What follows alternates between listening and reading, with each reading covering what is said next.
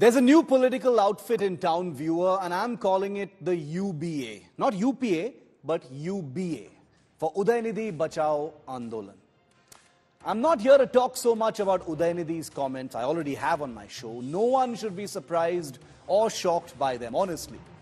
To say that Sanatana dharma should be opposed is very much in keeping with DMK politics. In fact, it's an echo of what several leaders have said in the past.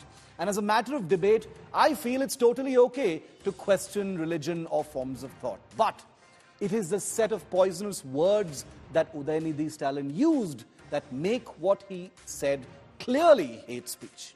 He said that Sanatana dharma must be eradicated like dengue and malaria. Now, he's busy saying he didn't say genocide anywhere, but what does eradicate dengue or malaria otherwise mean? Leave aside the words for a moment, because what I did want to share parallelly is the breathtaking hypocrisy of an ecosystem that is twisting itself in embarrassing knots instead of calling Udhayanidhi's comments out for what they are, which is hate speech. You have one group of cheerleaders saying, oh, but Udhayanidhi meant the caste system. Well, if he meant the caste system, why didn't he just say caste system or varna?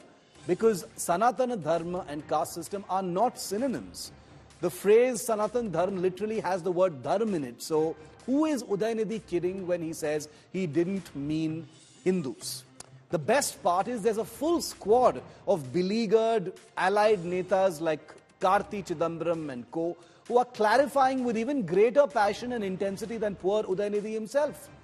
Another neta offered some cursory, ambiguous words like all religions must be respected, while going on a whataboutery journey about Sant Narasimhanand's poisonous communal rant. Remember that? Inadvertently equating Udhayanidhi with the latter and confirming what critics are actually saying about Stalin Jr. The Udhav Sena took 48 hours to rustle together a statement condemning Udhayanidhi Stalin, undoubtedly with a great sense of discomfort at having to fire at a new ally within the Team India umbrella. In an atmosphere of religiosity on all fronts, not just from the BJP, the spotlight will be on the Congress as well.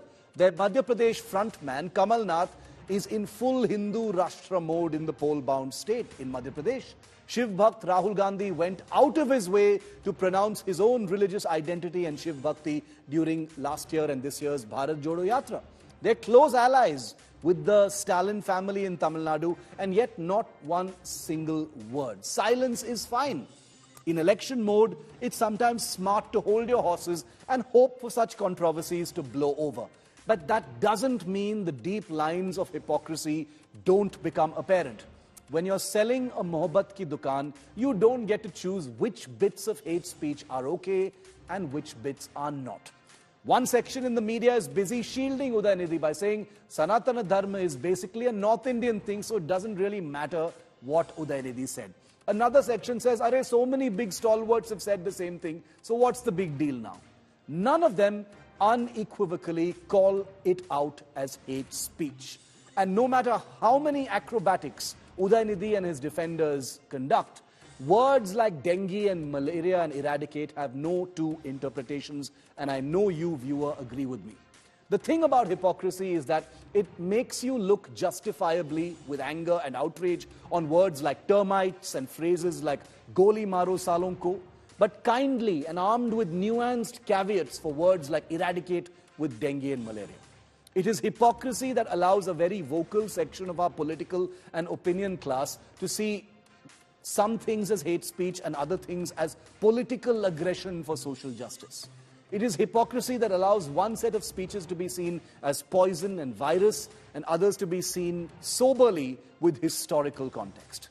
Look, let's not pretend to be taken aback by strong words said in speeches. All politicians in all political parties make communally colored speeches, and they must all be called out. The problem is, very much like rapes in this country, we are now in a nation of your hate speech versus my hate speech. And that must never be allowed to take root.